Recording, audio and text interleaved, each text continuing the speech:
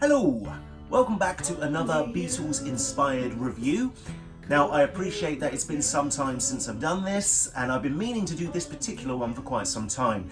You have to bear with me though, I've got a stinking cold, so what better way to spend a miserable afternoon than by talking about one of my favourite things in the world, and that's anything Beatles related.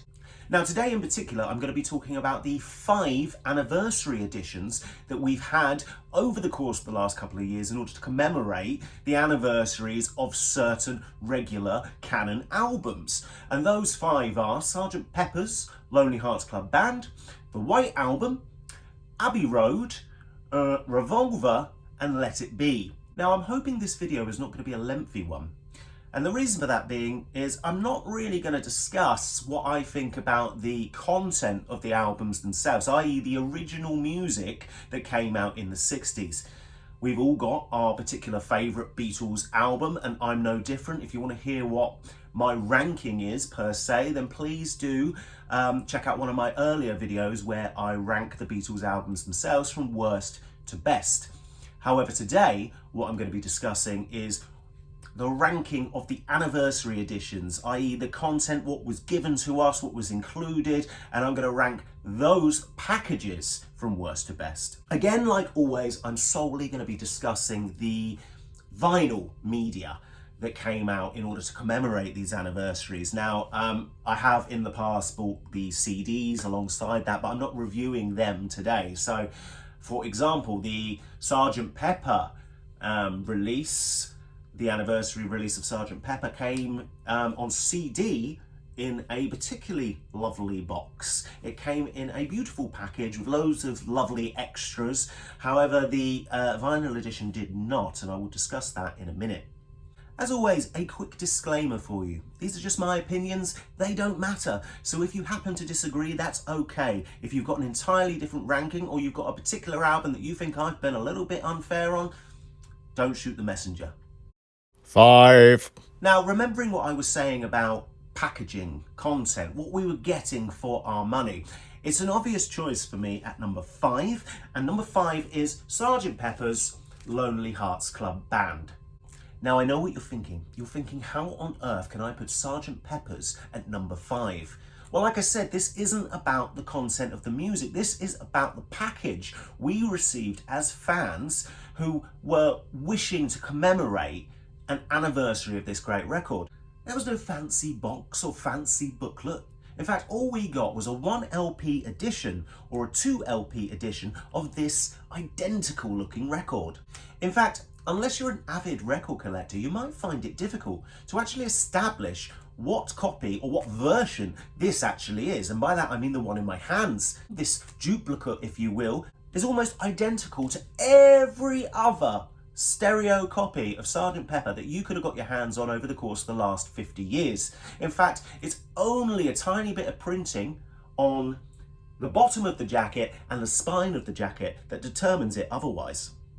Now, much like all these anniversary editions, Sgt. Pepper is no different in that it contains a secondary LP, of course if you bought the 2 LP version, which houses a number of outtakes from the recording sessions themselves. However, this is where I slightly struggle to find the value in this product, and that being that the majority of those tracks are in fact instrumental. Now, I personally enjoy listening to the band's version of Sgt. Pepper, minus the orchestra. However, in terms of returning to that second LP and listening to it again and again and again, I think you're going to find it extremely difficult, and hence why I have put this at number 5.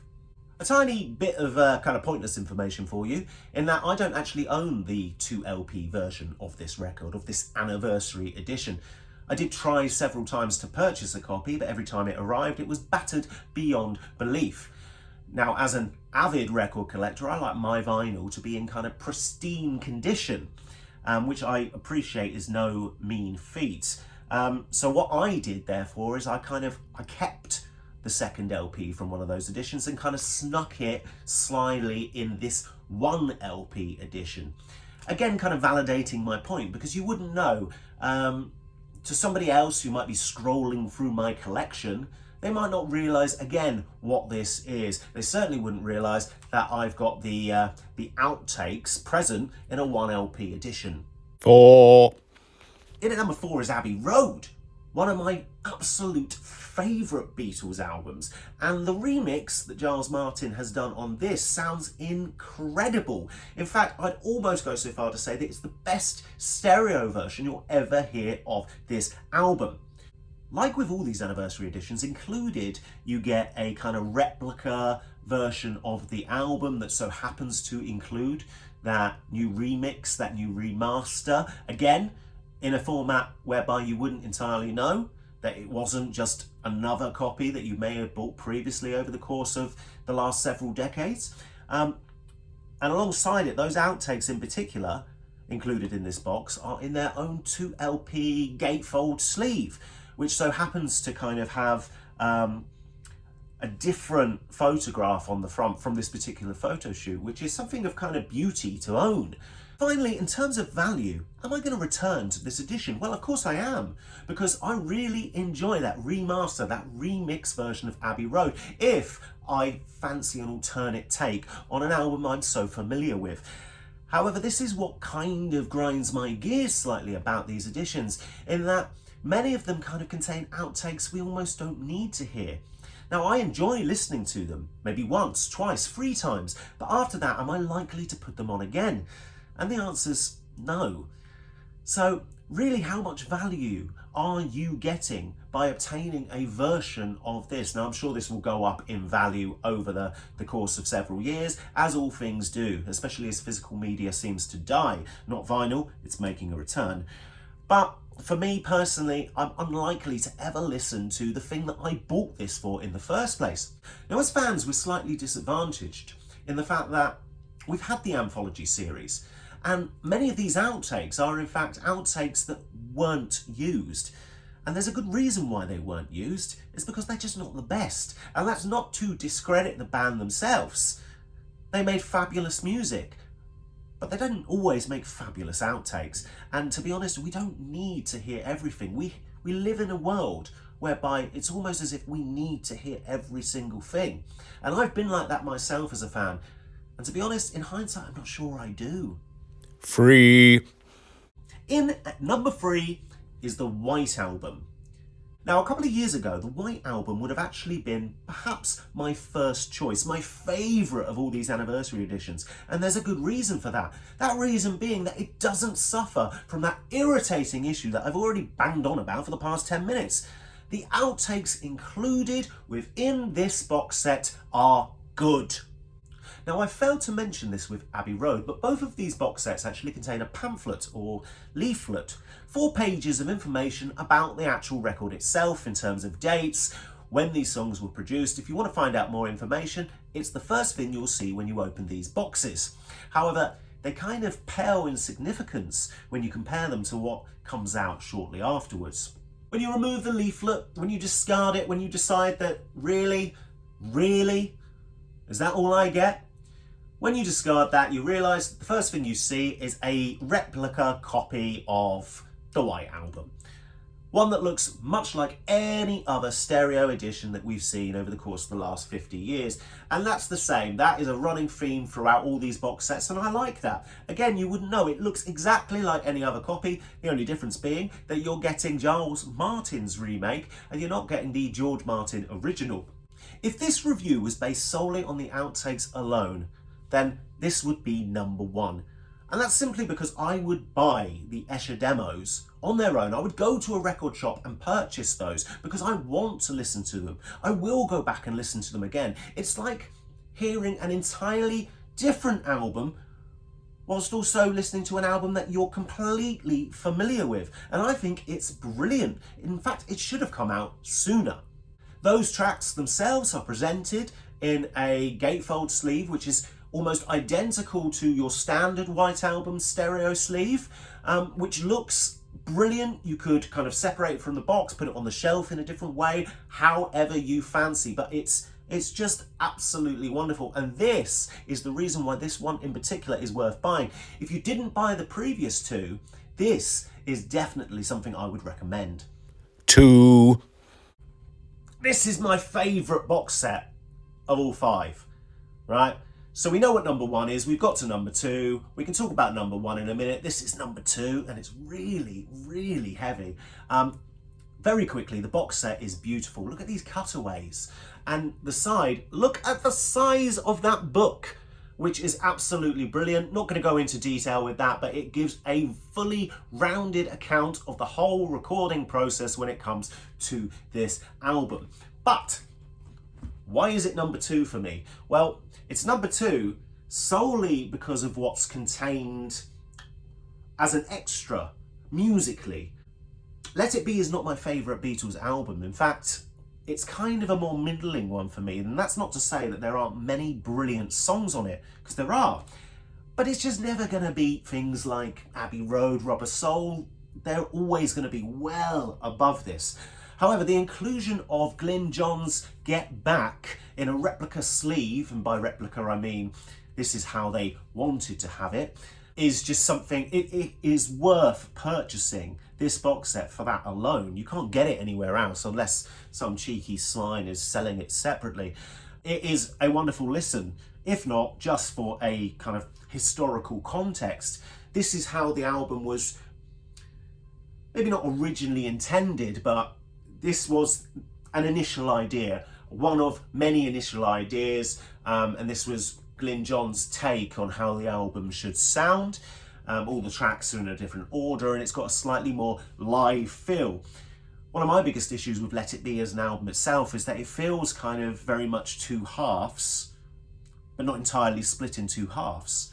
So you've got all those songs that are kind of recorded on the rooftop, yet you've got a number of studio takes, a number of studio songs, and to me they just don't kind of cohesively flow together, and that's the issue. The album itself always to me feels a bit unfinished, which in many ways you could argue it was.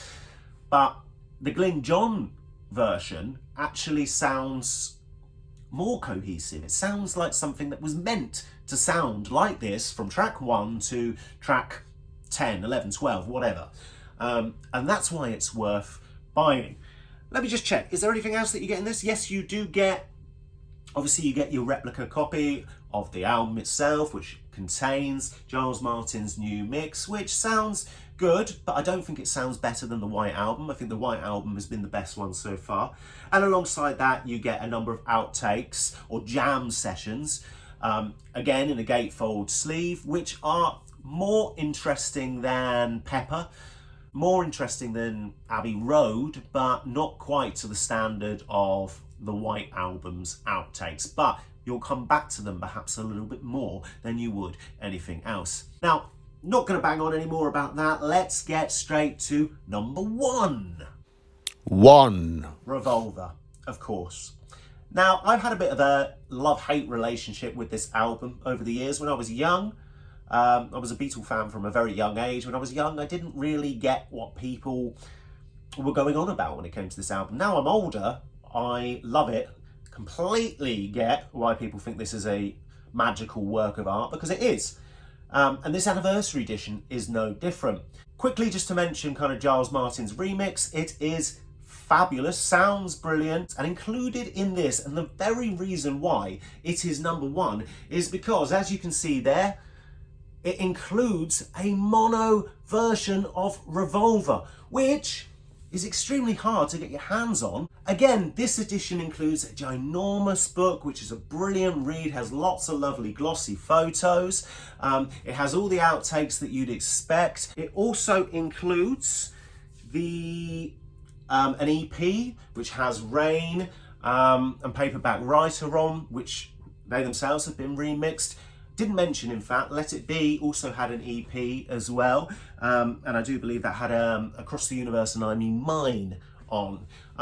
And those are nice. It's nice to include those. It's nice to include a single with these box sets because, again, it kind of replicates what was there, what was available at the time. And that's why these are my top 2, because they have included these bits and pieces. They very much feel like a commemorative kind of piece of media. The mono mix or mono version contained within this set, it sounds better than the stereo. It sounds better than the remix. It sounds better than the edition that's been worked on and slaved over for all that time.